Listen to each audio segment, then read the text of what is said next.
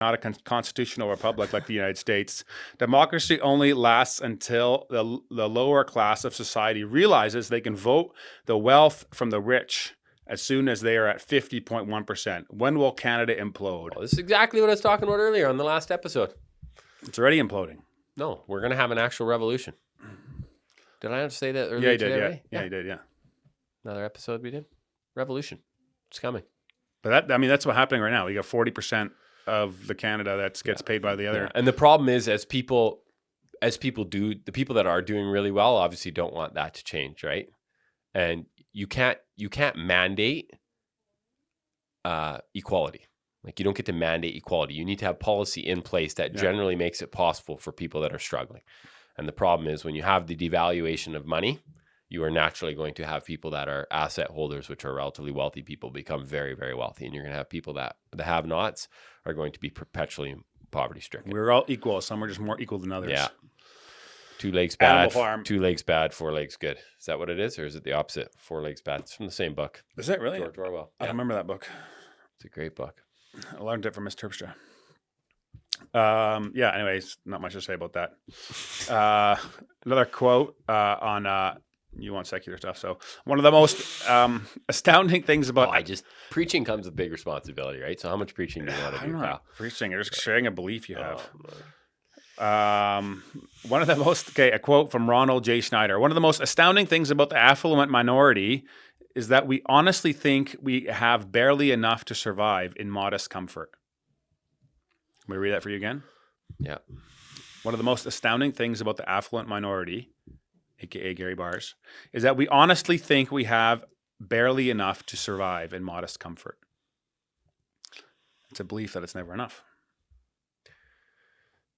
I guess if I would agree with that, because I can go into that mindset, but I do think that you, if you think rationally about it, which sometimes I do, and you look around, which it's easy enough to look around, right, and see how people live, your spending always just rises to meet your income. So, so you have incredible self-control. Yeah, and some people do, but I don't. So I always think, hey, if all of a sudden life changed and you went to live on almost next to nothing, like, you would just make it work. Yeah. And I also think, and there again, correct me if I'm wrong, but in the society we live in, you can get a lot of stuff for free if you're struggling. Yes. I see it. I see benevolent fund. I see people getting help with counseling. I see people get help with a lot of things. I see that you obviously get more and more government help, less money you have. I see that people can go get food baskets at the food bank. How many days a week can you go to Salvation Army and get 5? Sure. Yeah, like you could eat at Ruth and Amos probably every night if you're really you're not going to die of starvation. You may, not really ever go on a Mexico mission trip or a trip on a holiday, but you know what I mean? Yeah. So it's different. It's just that we have different ideas of what we should expect, and in the culture that you and I live in, there's an expectation of there's great pride in being wealthy, right? Yeah. In being well off financially. Yeah. Materially, I should say. Yeah. Switch your beliefs about what's important. Yeah.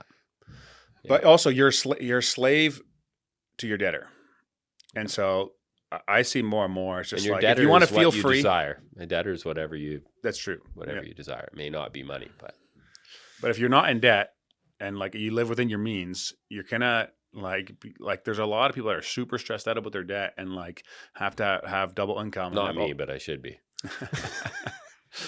Well, I'm sure there's some days where it comes up a bit. My neck hurts. My neck hurts. That don't matter. Too heavy? No, it's mind over matter. If you don't mind, it don't matter, right? We'll record when you get here. Don't think too much about it. Watch this, guys. Snap. Talk, Marie. Hello. Talk.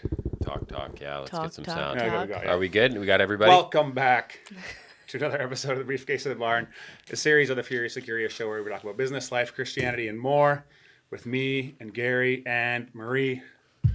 Baars, we brought the kitchen this time. The better half. Better than the bedroom. Half what this podcast is about. And that you guys have a terrible marriage. We talked about that last week. I haven't listened to last week's or the week before. Because we just recorded it. Oh, but last week's when this is recorded, I haven't listened over Christmas break at all. You haven't listened to Christmas once? Okay. Nope. You get feedback much? Do people talk to you about it? Yeah. Usually, a lot of people ask me if I care that Gary talks about all the details of our life on the podcast, which I don't really. Yeah. You do listen though. Let's see what we actually talk about. Yeah, that's the only reason that I listen, so that I know what people know. Yeah. Which is basically everything. So Nicole doesn't listen. She gets boring. Isn't it? it's pretty short, so I can handle it. Fair enough. Okay, we got a question about fostering, which I know you guys do. Mailbag. Hey guys, if you enjoyed that episode and were blessed by it, would you be willing to support the show? That would help a lot in creating more content, improving the quality of the content, bringing the production value, getting more guests on, and me being able to spend more time and energy towards it. So if you're interested in doing that, you can click up here and it'll take you to a support page. But you can also subscribe to the podcast by clicking over here and doing that. Thanks again for listening, and I'll catch you on the next one.